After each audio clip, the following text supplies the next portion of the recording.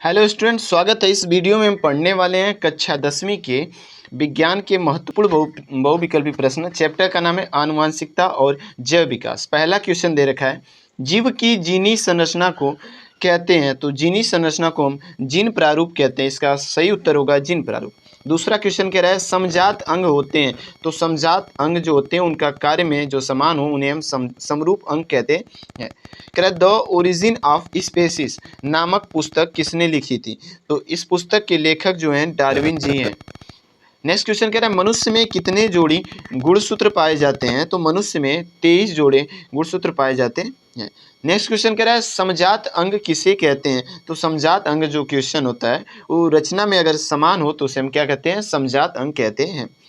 छठा क्वेश्चन दे रहा है, हीमोफीलिया में जो होता है पहला रक्त का थक्का नहीं बनता। तो जी हाँ, हीमोफीलिया में रक्त का थक्का नहीं बनता है। कह रहा है, कीटों के पंख, चमगादड़ के पंख किस तरह के अंग है। तो कीटों के पंख और चमगादड़ के जो पंख होते हैं वो एक प्रकार के समवृत्ति अंग माने जाते हैं।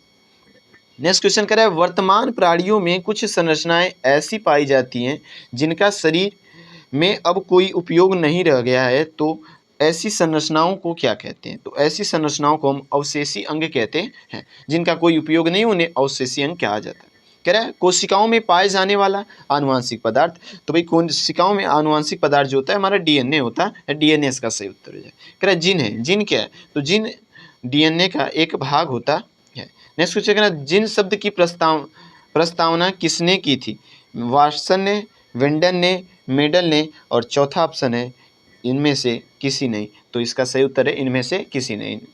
कह रहा है, कौन सा वैज्ञानिक मेंडल के नियमों की पुनः खोज से संबंधित है।